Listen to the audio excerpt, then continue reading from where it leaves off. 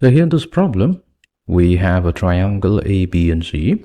Using the law of sines, we need to show that the following expression is true. That means A times sine B minus C plus B times sine C minus A plus C times sine A minus B equals to 0. So let us begin. For this, we begin by first considering an acute angle triangle. For simplicity, let's call the vertices A, B, and C. Now, the side opposite to angle A, which is BC, that will be represented by the letter A in lowercase. The side opposite to angle B, which is AC, we're going to represent it by lowercase b. And similarly, the side opposite to angle C, which is AB, that will be represented by C. Then, the law of sines.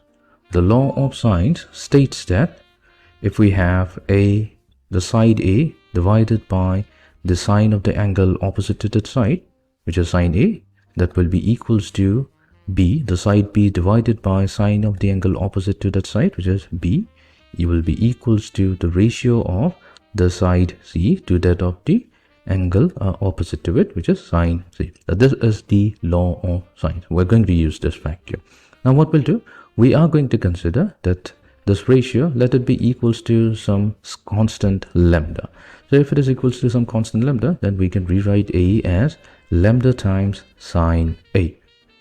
B will be equals to lambda times sine B.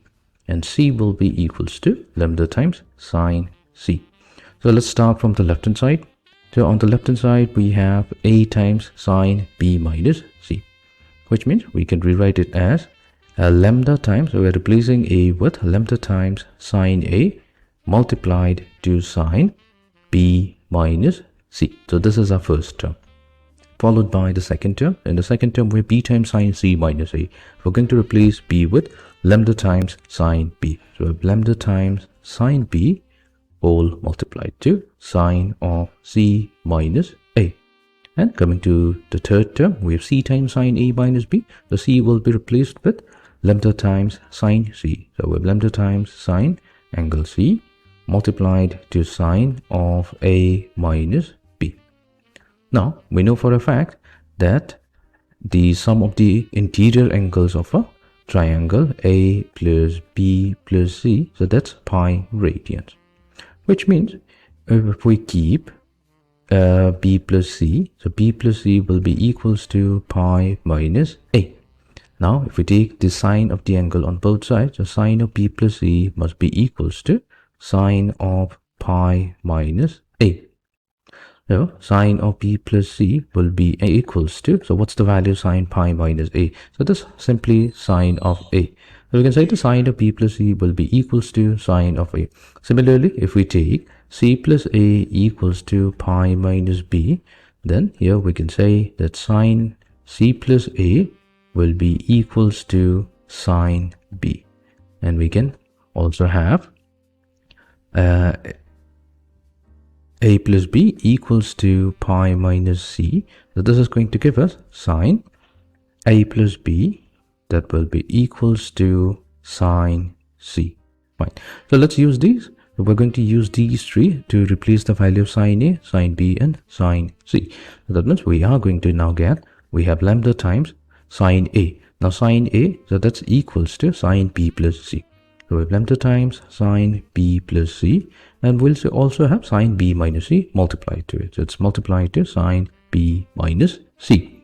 Coming to the second term, we have lambda times sine B. Now sine B will be replaced with lambda sine, simply sine C plus A, which is multiplied to sine C minus A. Plus the third term, we have lambda times sine C. So sine C will be replaced with sine A plus B multiplied to sine A minus B. Fine. Now we can further simplify.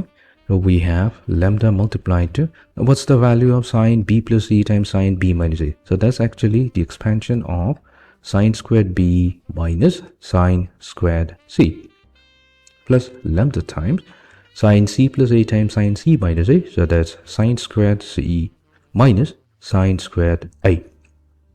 And coming to the third term, we have lambda times sine squared A minus sine squared B. So if we take lambda as the common factor from each of the terms, we have sine squared b minus sine squared c plus sine squared c minus sine squared a plus sine squared a minus sine squared b. Now we can see that each of the terms will get cancelled out. So sine squared b and negative sine squared b cancels out. Sine squared c minus sine squared c, negative sine squared a, and positive sine squared a. So that means we are now left with lambda times 0, which is simply 0. Oh, this is the expression on the right hand side. This is what we needed to show. So that means in a triangle ABC, we can show that using the law of cosine, that a times sine b minus e plus b times sine c minus a plus c times sine a minus b, that's equals to 0. Hence proved.